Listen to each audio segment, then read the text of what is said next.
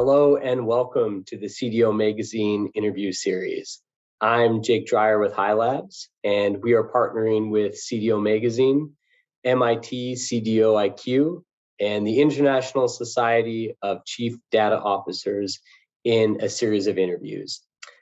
Today, I have the pleasure with speaking to Himanshu Arora, the Chief Data and Analytics Officer of Blue Cross Blue Shield of Massachusetts. Himanshu, welcome. Thank you, Jake. Pleasure to be here. One of the questions that I have is, as data and analytics is evolving, it will continue to evolve faster and faster. Yep. How do you ensure that that base is able to evolve along with the developments in data analytics that we're going to see in the next 5, 10, 15 years? Yeah, very good question. I think there's a couple of ways, and what you're talking about really, Jake, is how do we stay lockstep with the advancements in the space? Yes. With the impact in the space, right? That's how at least I'm taking the question as.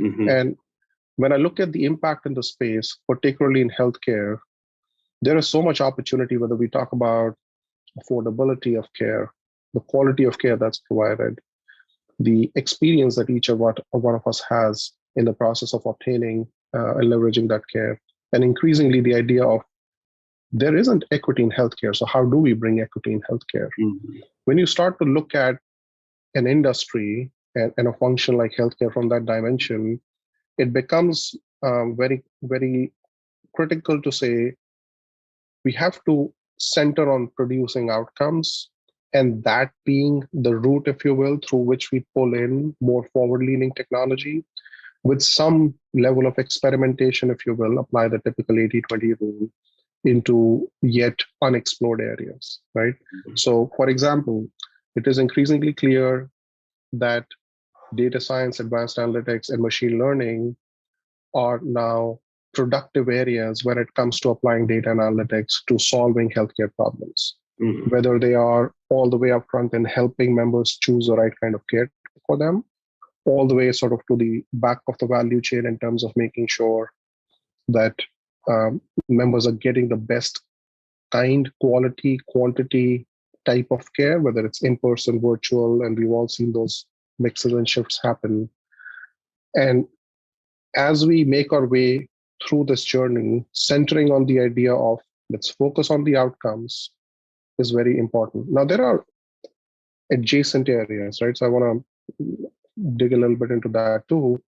Something that I've been spending some time thinking through and having different conversations around is, well, there's so much promise in things like blockchain. How do you now start to bring blockchain to data analytics as a means of introducing blockchain to a healthcare function?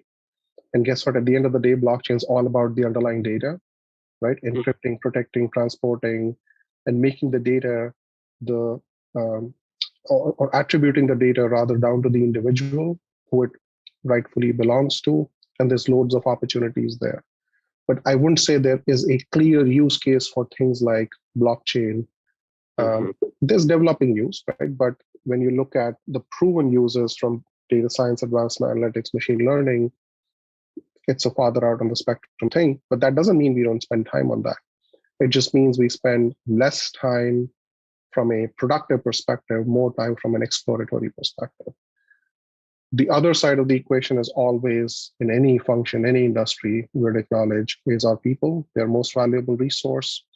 And any technology or technical advancements are, in my mind, only as good as our associates and our teams and our people who can actually use them. So making sure that, for example, when we are experimenting with new tools, platforms, technologies like HiLabs and others, we're doing so in a way which makes the why clear, right? We're not just implementing new things because it's the cool thing to do, but we're implementing new things because it's the right thing to do. And continuously, again, ties back with the data literacy conversation, helping upskill our teams and our personnel.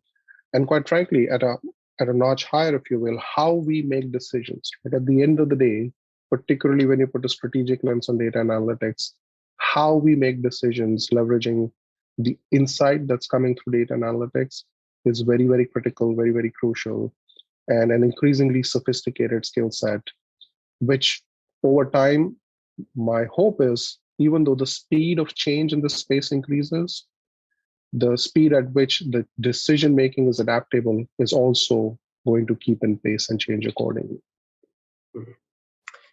So something you started to hit on there is, how these advancements in data and analytics ultimately impact patients.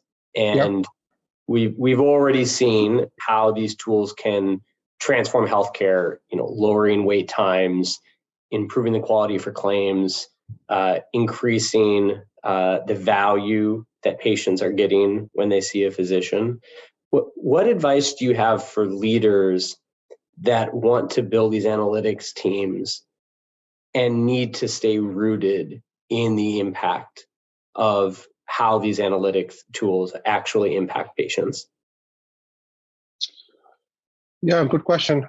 First thing I'd say is, very much based on our experiences here, there is no shame in starting small, right? And so one of the things that I'm a big proponent of, and I've become a bigger proponent of over time, is it is absolutely okay, in some cases, preferred to start things small, right? So instead of thinking, how do I establish a capability that goes and covers all parts of the organization day one, develop a roadmap, and it's sort of a hockey stick, if you will, in terms of coverage across different areas of the organization, functions, member impact, how much of this is focused on internal to the organization versus how much of it is focused on external to the organization.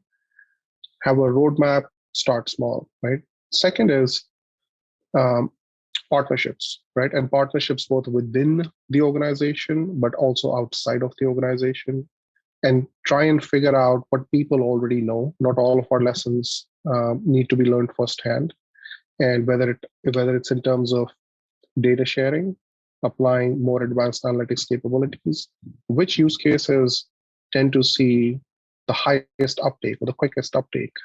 Those are all things that we can learn from each other, and that is why having the CDO community and the magazine and the MIT CDIQ, all of this working together is such a helpful platform, is because there is now a sustainable community around this that we can pick